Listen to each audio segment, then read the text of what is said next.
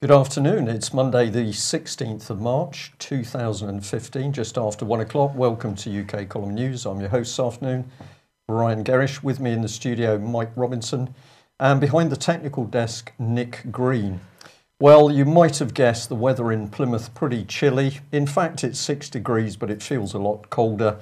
We felt the need in the studio to woolly pulley day today, basically. Across the country, much the same. Grey skies, pretty chilly, drizzle in some areas, pretty gloomy. That's how we like it. Well, we are going to start our news today with a sad announcement, the death of Harry Beckhoff. Harry, at 101, has been a stalwart campaigner against the European Union and the steady erosion of honesty and morality in British politics. And we understand that he passed away peacefully, surrounded by his family. We've got a photograph here of Harry. This was actually taken at his 100th birthday party in Marlborough. And as you can see, my goodness, what a sprightly gentleman he was at 100. And his mind still very, very active, and he was deeply concerned about what was happening in Britain and where the corruption and criminal activity was coming from. Yeah. Now, Harry Beckhoff, originally during World War II, was working as a code breaker at Bletchley Park. He's produced a number of printed articles and books, and if you simply Google his name, you can find some excellent video clips of him on YouTube. So there we are, really the end of an era, but an inspiration to us all, and Harry really showed us how to do it. If he could still be campaigning at 100, none of us have got any excuses whatsoever. Indeed. Well, we understand that Melanie Shaw is due to appear in Nottingham, or may already have appeared in Nottingham Crown Court this morning. And we're going to give you a reminder of the remarkable things going on around this child abuse victim and whistleblower. We showed last week the fact that she'd finally been able to get a letter out from Peterborough Prison. In it, she is saying exactly the same things as when she was previously held in the prison, that she wasn't receiving medical treatment, she was effectively being bullied, and she was finding it very difficult to communicate, especially with a lady acting as her lay legal advisor. So we just bring that on screen, please, Nick. We'll just, there we are, sorry, my fault. There we are, a before and after shot of Melanie Shaw on the left as she really is, on the right after a relatively short period of time in profit-making Sodexo prison in Peterborough. This was a letter received by the UK Column team last week, at the end of last week, and in it she says she's been denied medication, letters, bedding, showers or baths, towels, etc. Now we know that Melanie has told us the truth about what's happened to her in this prison previously.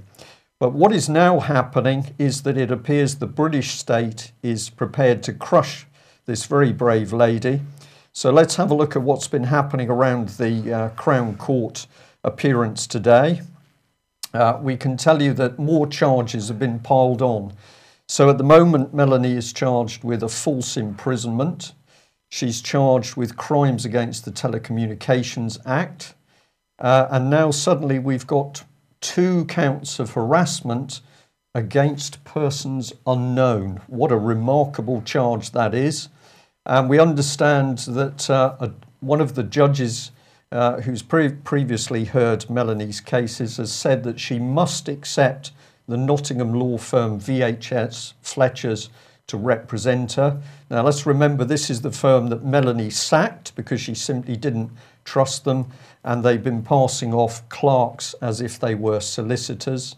And now the judge has said to her that if she refuses to accept this law firm, then he's going to bring her mental competence into question.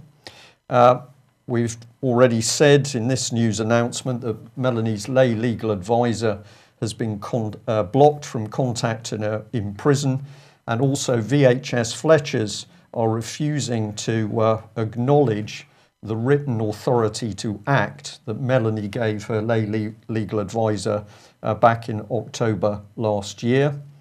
And this is the last of the matter, really. VHS Fletchers have apparently asked for Judge Pert to rehear the case. So we've now got law firms deciding which judge they want to present the case. Remarkable, Mike. The abusive process in this case is staggering, and there can be no explanation for it other than to shut this woman up. Well, this is it. If we look at the sheer hypocrisy, of course, of Theresa May in particular, she's busy saying she's getting on with the child abuse inquiry, which has taken months to bring to fruition. What are they doing with Melanie Shaw? If you add up all of the evidence, there can only be one answer, and that is they want her shut up. And my guess is that they're going to go flat out to get her deemed unable to plead, and we will see Melanie Shaw disappear into a psychiatric unit. That is, unless enough members of the public start to really get hold of this case and realise what it tells us about the British government and, of course, Theresa May in particular. Just utterly disgraceful. Yeah.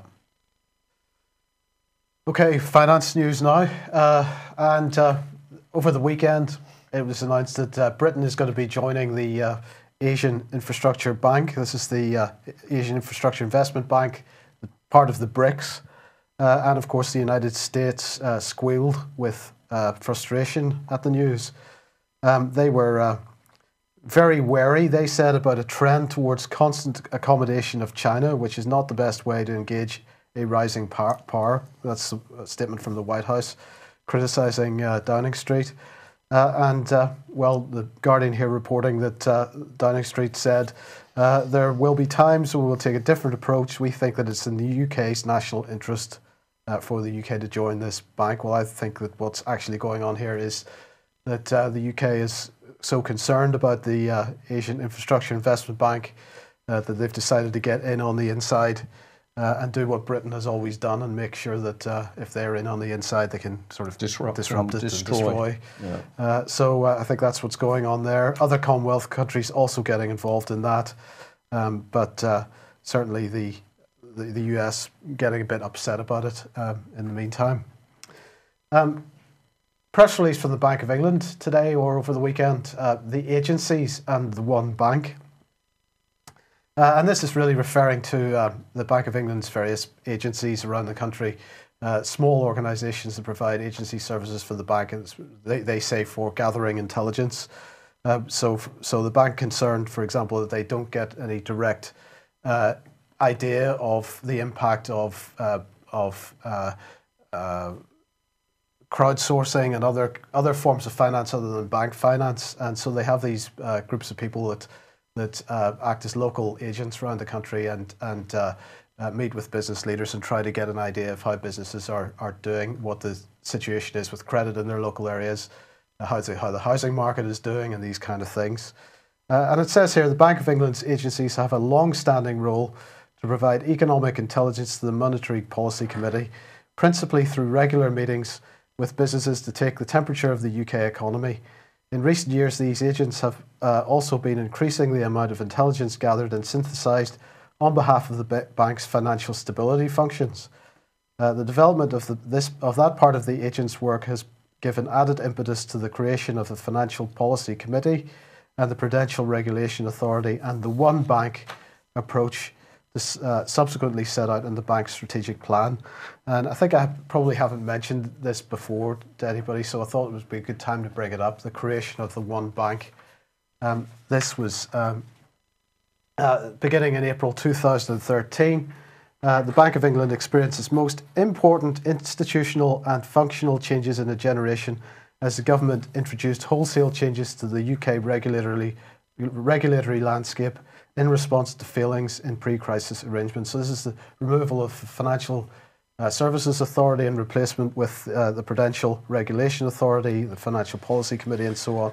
So they brought all that regulation into the Bank of England, which had been at least notionally independent from it before And they created what they're calling a single unified institution, one bank, and that will maximize its impact by working together across all its functions.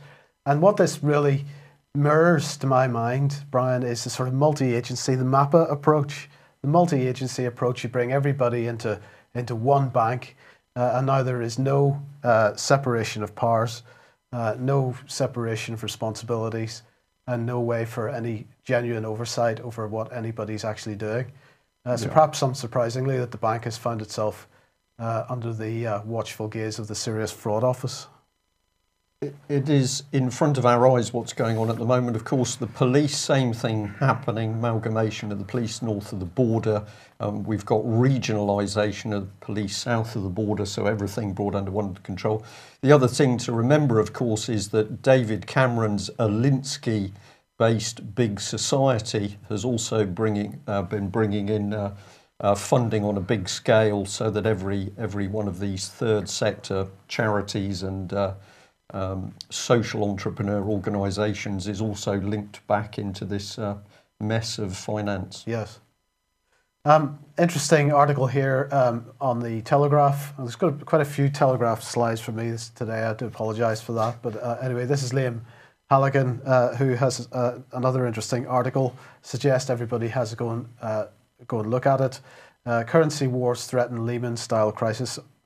There have been talks about currency wars for quite some time now, but we're really starting to see some big disparities with regards to the euro and other currencies at the moment. He begins by saying, global currency markets made front-page headlines last week as the euro plunged towards parity with surging dollar, and the pound similarly soared against the single currency. But why is the dollar so buoyant and the euro spiralling downward? And he goes on to make the valid point that, of course, quantitative easing is a fairly large part of it. You know, at the end of the day, the printing presses have begun. 1.1 trillion euros to be printed over the period of the QE, and you know, 1.1 trillion euros. Where's it going to go? Into the balloon. It's going into the banks, and will it ever see the light of real economic use? Not very likely. But in the meantime, the market's pretty unhappy with the fact that it's happening at all. Right, pensions, the other big, many people I'm sure will have seen much of the advertising that's going on around pensions at the moment. And of course, the big news in the run-up to the election is the fact that pensioners are going to be able to choose what they do with their own annuities. Well, George Osborne over the weekend was getting a bit upset about the criticism of that, because obviously people suggesting that if pensioners are left to their own devices to do as they will with their own annuities, they're likely to go on holidays and things like that and leave the taxpayer with bills that otherwise they may not have received. They can't do that, though, Mike, of course, because they can't get out of the country. We will come on to that. Yes, okay. Yes. So George Osborne saying that this is a patronising criticism, that really pensioners are much more intelligent than that, and that's not really what the policy is about. Well, in fact, that is what his entire policy is about. He is hoping that pensioners are going to blow at least part of their annuities on extra houses for their grandchildren or student loans and this kind of stuff. Feeding themselves. Well, unlikely if they've got that amount of money in their pension pot, but you know, the hope is that quite a lot of this money is going to be spent, that he's going to get a tax dividend as a result, and a boost to the real economy, which I don't know whether you've seen the news of what's going on in Scotland at the moment. I'm sure David will talk about this on Friday with the high street in Scotland, something like 6 shops in the high street every week closing and significantly less opening. So Scotland, and as well as the rest of the UK, seeing the absolute consumer bust that we're seeing at the moment. And I think this is a pretty cynical approach by George Osborne to try and get a bit of a boost just prior to the election. And it's going to backfire on him with any luck. I think I'm right in saying his brother's been in the spotlight over the weekend, I think, as a psychiatrist who seems to keep falling foul of the rules. Oh. I think we'll have to follow up on that. We'll bring it in because I think we should be fair. If there's brothers, we should report equally on them. Presumably they work to the same standards. Mm. Well, if that's what's going on in the Tory party, life is getting very interesting in Wales because there's effectively been a defection. Luke Ellis has stood away from Labour in South Wales and in particular his boss, Carwyn Jones, with some quite extraordinary statements. He says essentially that Labour is nothing more than a cult-like mafia that is frightened of free speech, terrified of dissenting voices. And he also describes Ed Miliband as a hapless chuckle brother. So this is getting quite interesting. South Wales, of course, which has been a Labour heartland for many years and has produced, I would say, some fairly dubious politicians. We've now got people on the streets saying we've had enough of this. And information that's been passed into the Welsh Assembly, in particular about the abuse of children, and of course the Linda Lewis child kidnap case, we believe is starting to cause some fractions. So good to see that Luke Ellis has decided to stand up and be counted. And wouldn't it be wonderful if people in South Wales now gathered around him to give him support for his bravery in coming forward? Well, if that's the state of Labour in Wales, you need a quality person to come in as a candidate, and who better than Stephen Kinnock? And here we are with the South Wales Evening Post saying that he's been put forward for the safe Aberavon Labour seat. So we're desperate to get him into politics to follow mummy and daddy. But local people in Wales have got a special name for this man, who of course married the Danish Prime Minister. So here she is, or here's the happy couple. And what are they calling this man? Well, he's now apparently called the Prince of Denmark. And many people deeply cynical that here comes Labour trying desperately to get him in to follow mum and dad on the gravy train with the European Union. Mm. That's about all we can say, isn't it? But we're going to follow up with an even better picture. There you go. Tony Blair. So he's going to step back from his Middle East peace envoy role. I'm sure Louise is probably going to be upset I've done this one today rather than tomorrow, but it couldn't be missed. He's going to step back from this. Just about everybody is cheering, actually. Everybody in the Middle East, anyway. They all thought he was rubbish. And of course, he was really only put in the role as by way of a sort of, maybe this is too cynical or something, but by way of a payoff for what he did in the Middle East. It's UK column, Mike. I don't think you can be too cynical on this programme. Okay, so anyway, he's looking very fetching there, isn't he? He's been very ineffective at his job. He has no credibility in this part of the world, and that was one diplomat telling the Financial Times. So he's way off to beg to John Kerry to see whether he can step down. Sooner the better. But back in this country then, the NHS, well, that isn't being privatised. No. Well, David Cameron said repeatedly that the NHS isn't being privatised, so of course that is the truth. So now we know that the 11 firms that are going to get the benefit of this £780 million, and this is to carry out operations, perform scans, x-rays and other things. So we've got Alliance Medical Limited, Care UK Clinical Services Limited, Circle Health Limited, Cobalt Unit Appeal Fund, Diagnostic World Limited, InHealth Limited, Medical Imaging Partnership Limited, Nuffield Health, Ramsay Healthcare UK, Regent's Park Cardiovascular Solutions, Vanguard Healthcare Solutions. So there you go, 11 of them, £780 million. Many of them, of course, with Conservative MPs with complete vested interests in those companies. But this is not privatisation. No. Asset stripping. What's next? Oh, yes, lockdown. So here we go. drivers will face 5 mile queues for ferries. Now, we mentioned this situation before because the rules change on the 8th of April with regard to passports and where passports get read. So it used to be that you left Britain and basically passport control didn't care who you were. Now they seem to want to care who you are. And of course, we've had the reports in the media going back a few months now, warning that in some cases, if you happen to owe some council tax, for example, or you owe some money on your TV license, that perhaps you wouldn't be permitted to leave the country. Well, it seems that contrary to the wishes of the various select committees that actually were pushing for this, the government has run roughshod over their recommendations, jumped in with both feet and said from the 8th and not a day later, you will start monitoring all people leaving the country. And as a result, the ferry companies really warning here that they're just not going to be able to cope with it. It's going to double the check-in time for everybody.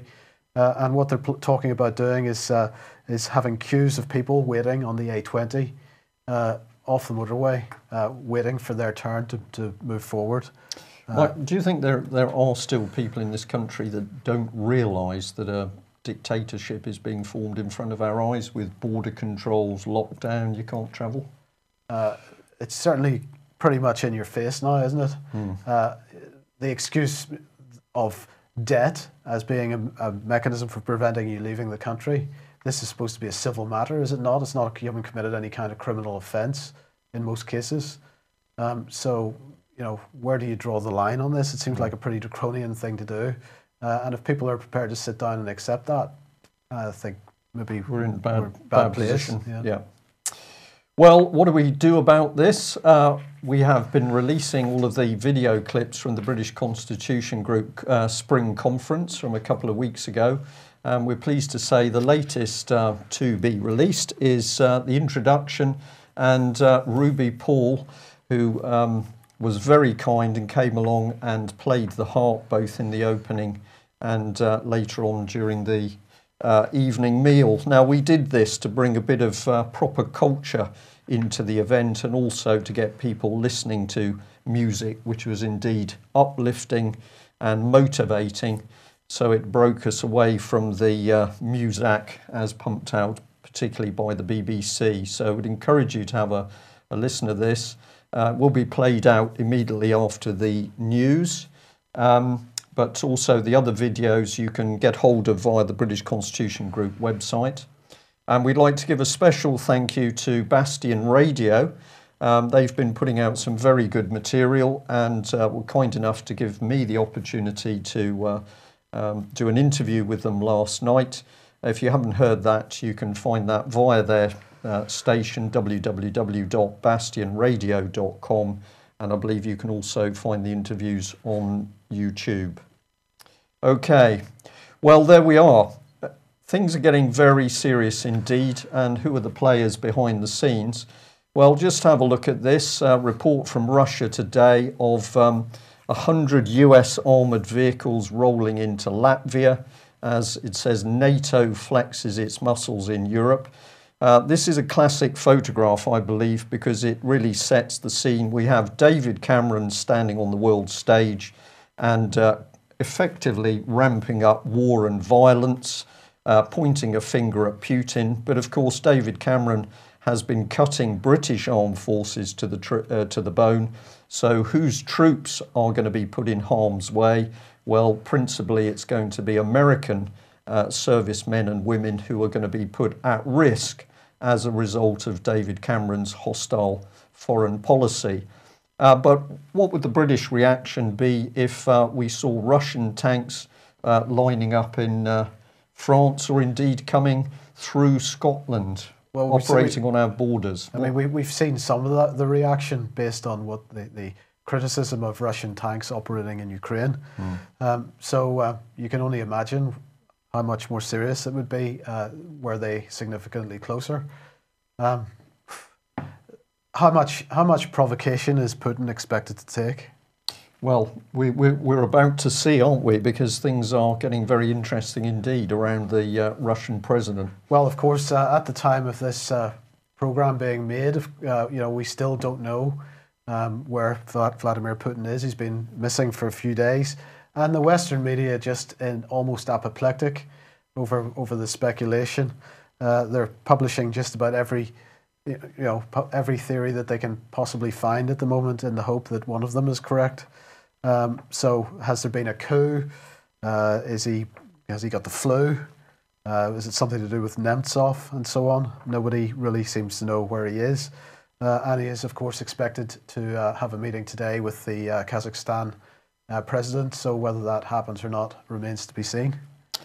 Well, we watch it with carefully. The BBC, of course, tremendously outspoken in its aggressive reporting of all matters to do with Russia and Mr. Putin.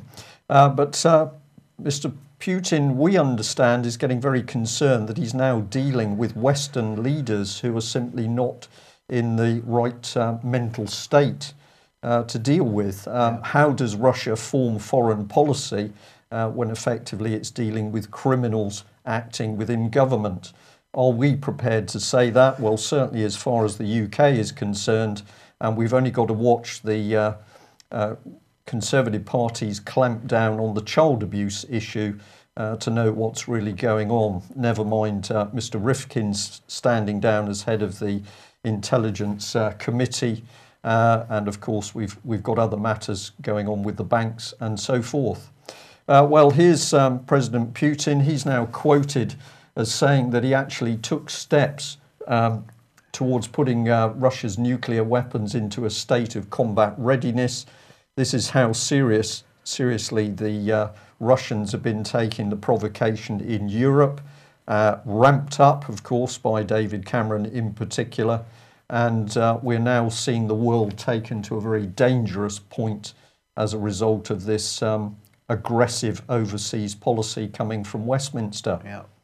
Well, let's look at the man concerned. Here he is, David Cameron. And we've got an important question to ask, and that's basically, is this man running scared? Just what has he been up to? And according to reliable reports to the UK column over the weekend, Prime Minister David Cameron has called on the military police for protection.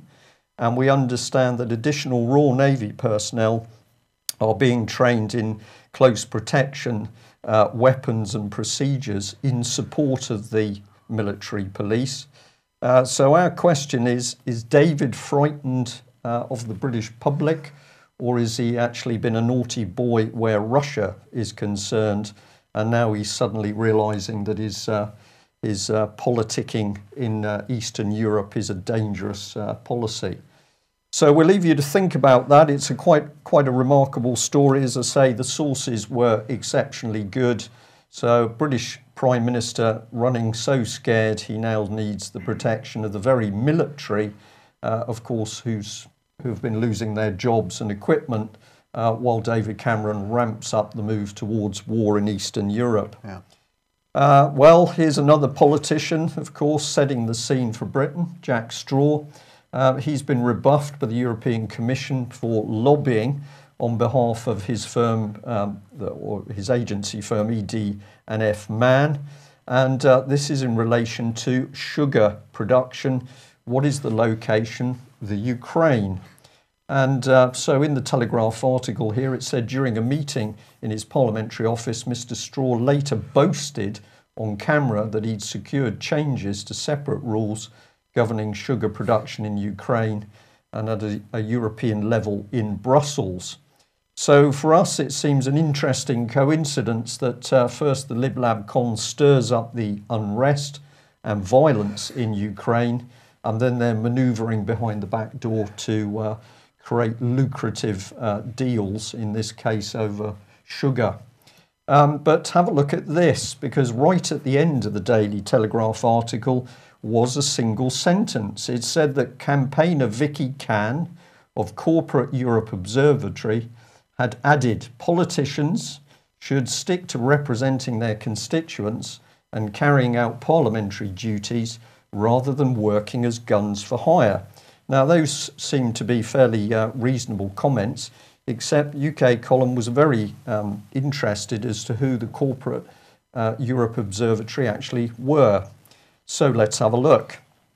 Well, here's the website, and it says it's a research and campaign group working to expose and challenge the privileged access and influence enjoyed by corporations and their lobby groups in EU policy making. All seems okay. Well, a bit more, we discover that they're actually based in Brussels, so clearly unaligned, and they're into everything: environment, economy, finance, food, agriculture, international trade, and they're looking at the power of lobbies. And in the staff, we can see the lady herself, Vicky Can, mentioned. Well, we thought we'd have a look at where they get funding. And we were very interested in Isvara Foundation because it rang a bell with us. What's special about Isvara? Well, just have a look at this. Because here they are, and what do they have to say? It says the foundation was established in 2007, and the foundation's grant making since then is fully financed from a personal donation. The foundation is administered by a foundation board at UBS Zurich, Switzerland. But don't worry, because Isvara is fully independent, except it would appear of the banks.